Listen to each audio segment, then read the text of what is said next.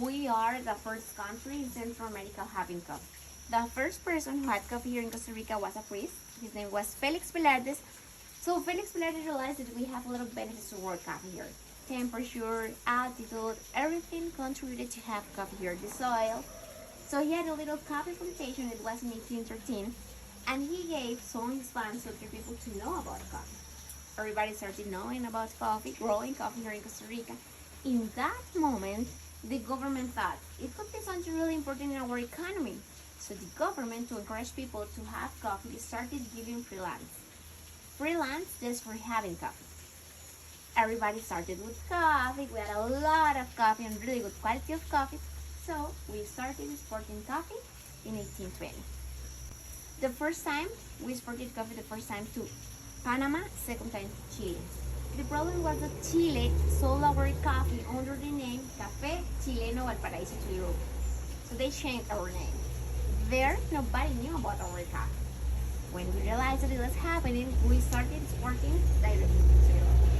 The first country to buy our coffee there was England. Those were the best ages having coffee and exporting coffee, and since that moment, we started calling coffee, this is our golden mean. We say that this is our golden mean. Why? Because thanks to the coffee, we built so many roads in Costa Rica. Thanks to the coffee, we built our first national theater. Some hospitals, some universities were built thanks to the coffee. That's why we love coffee here. Well, actually, nowadays coffee is not so good as it was in the past, talking about the economy part, because now we have some other activities. We have tourism, for example. We have pineapple. But it continues being really important because it's one of our national symbols. And we love coffee here because we think that we have really good quality of coffee here. So that's why coffee is really important for the ticos. You know what is ticos? We're ticos? Yeah. Yes. Yeah. For the ticos, coffee is really important in our culture. Everybody, well, since I have memory, I drink coffee. This is a cooperative. This Coop was founded in 1970. This Coop was founded because so many coffee farmers from here, they didn't have a place to process their coffee. So they needed to move their coffee from here to the Central Valley, and they did it with ox cart. So they spent like 1 month just walking. You know how to drive an ox cart? It's a person in front of the ox and walking all the way. They spent 1 month walking with the coffee. Sometimes their coffee got humidity and they lost their coffee. They were losing a lot of coffee. For that reason, 70 coffee farmers from here, from this area, came up with the idea to process their coffee here. So they started here with coffee and more coffee. But in 2000, our country suffered a crisis talking about coffee because overproduction of coffee. We had a lot of coffee and the prices went down. Nobody wants to continue with the coffee. In that moment, the members of this club, that now we are 120 members, they decided to diversify the club with tours, with the restaurant. We have a souvenir, and also we have a yucca plantation. Do you know what yucca is? Mm-hmm. Cassava? Yes. Cassava. There are some countries that call it cassava. It's a root, brown root. It's like a potato, and we have a yucca plantation, and we export yucca chips to Belgium. Mm-hmm. So they diversify the crop in order to help farmers, to pay them better, to encourage them to continue with the coffee. So we have now 120 members producing coffee, but all of them, they have small plantations. The biggest plantation is 4 hectares. That is not too much. So, but all of them have coffee, and all of them bring the coffee here, and we process the coffee and we pay to them. So guys, something that is really interesting about our co-op is that we are fair trade. You know what is that? Mm-hmm. It's not free trade. It's because that word is kind of hard to pronounce for me, and some people think that I'm saying free trade, but it's fair trade. Can you? Mm-hmm. Do you understand the difference? Yeah. Okay. Thank you so much. See, we are fair trade with coffee and also with yucca. That is something really important. So thanks to the crisis, we're working here, and that's a little bit about our coffee. About the what we're gonna do first, we're gonna press the bean in order to get the seeds. But be careful because they sometimes jump. So put your hand this way, and with the other hand squish it in and get the seeds. Whoa. Wait. But close it because they jump. You see? How many seeds did you find? 2. 3. 3. You got 3. Did somebody find 1? Yes. You got 1. Excellent. Okay, we have 1 seed, 2 seeds, and 3 seeds. Guys, which one do you consider is the best quality of coffee? 1. Probably. 1. And why?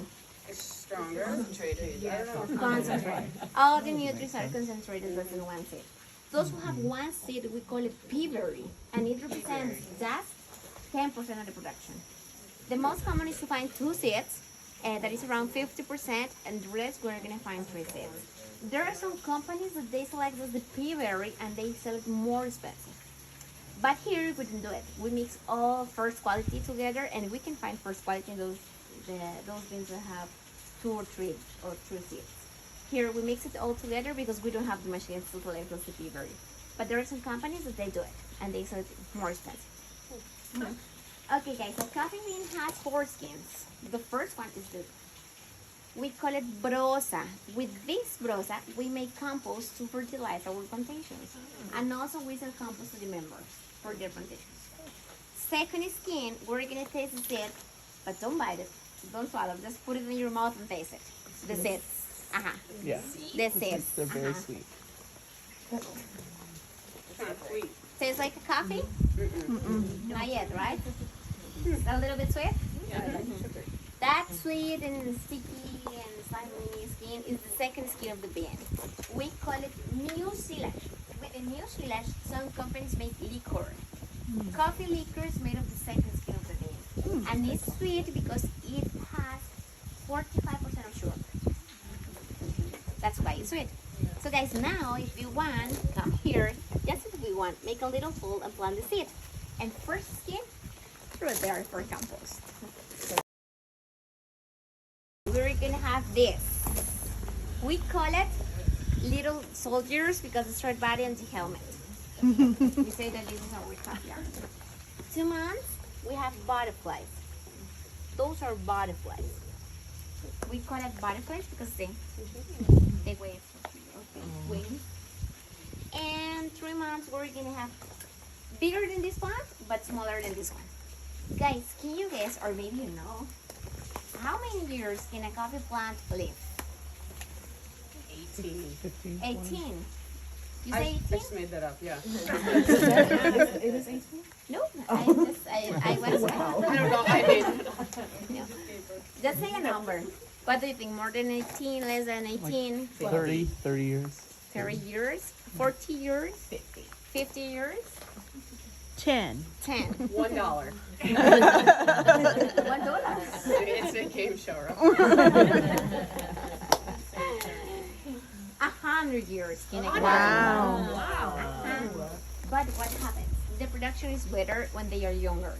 So the farmers, they keep them just 20 or 25 years in the plantation. And then they cut the plants and they have new plants, but because of the production. But they can live 100 years. And guys, when they are 1 year, we move them to the plantation. And when they are 4 years, we're gonna have the first production. Harvest is once per year. It depends on the area. Here, harvest is from June to December, so we're almost at the end of the harvest now. But it's completely different in the Central Valley. When we finish with the harvest, they start with the harvest.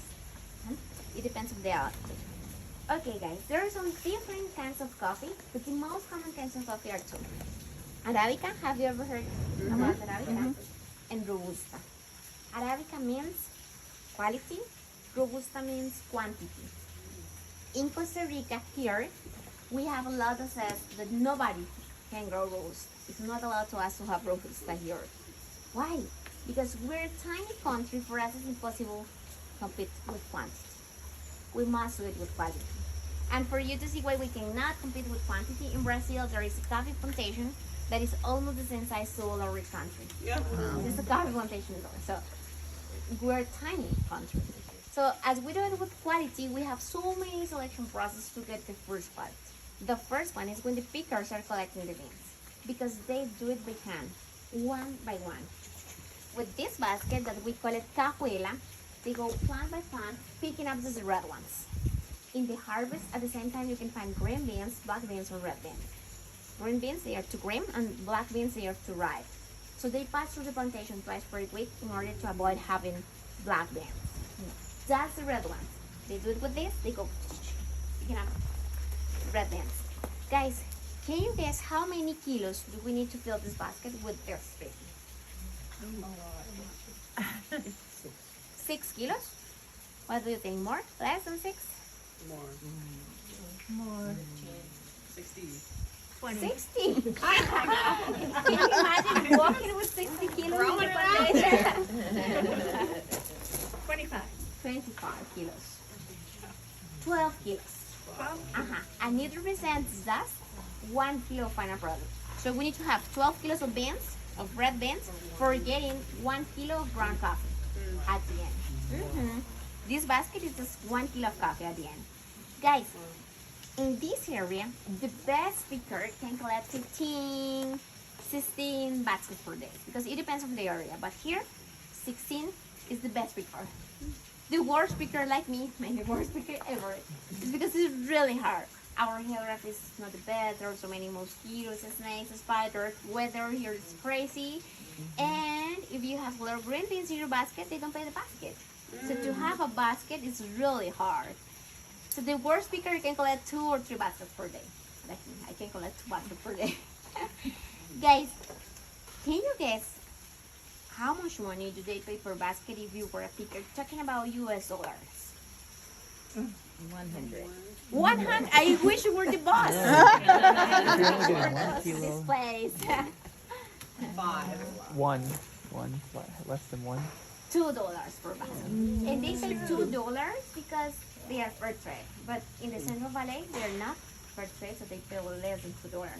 What happens, guys? Here in this area, here we're in the rural area, so everybody does it. Here is really common to pick up beans.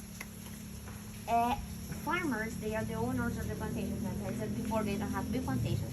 So they usually pick up their beans with their family, some neighbors. They don't hire other people to pick up beans. In the Central Valley, there are big plantations, and people from Nicaragua, they come here to pick up beans when it's in harvest. Farmers, they give them accommodations, well, everything to live here. And but for them, it's a really good job because in Nicaragua, everything is cheaper than here. So they come here to pick up beans 2 months to get money for living there. So that's what it happens, but not here, because in the Central Valley. Okay, guys, when they mount the plants to the plantation, they always put 2 plants together. 2 plants, as you can see, there are plants, 2 plants. Farmers always put 2 plants together. In all coffee plantations here in Costa Rica, you always will see 2 plants together. Can you guess why they put 2 plants instead of 1? Roots are stronger. Nope, male, female, nope. Company, is the opposite. Competition. They fight. Because of competition, they will grow faster, they will produce faster and more. It works. They fight for light, for nutrients, for water. So they produce faster, produce more, and they work faster. It works. In all coffee plantations, you always will see 2 plants together, and that's the reason why. Guys, and also it's really common to see banana plants. The one that is in front of me, it's a banana plant. Farmers put banana plants in different areas of the plantation. Can you guess why they do that? Pest control. No. Well, actually it works because there is a beetle. So they prefer to go to the banana roots instead of coffee. But it's not like the main reason why they put it there. Super competition. A snack, so you can have a snack when you're Exactly. taking. It works also. It's not for parents. That's good. Shade, for getting shade, because it's not for the pickers, for the plants, but for getting shade, it's really common also to see guava trees in a coffee plantation. The big one that is there is a guava tree, because the big one, the tree that is there, the big tree, the biggest that you can see there.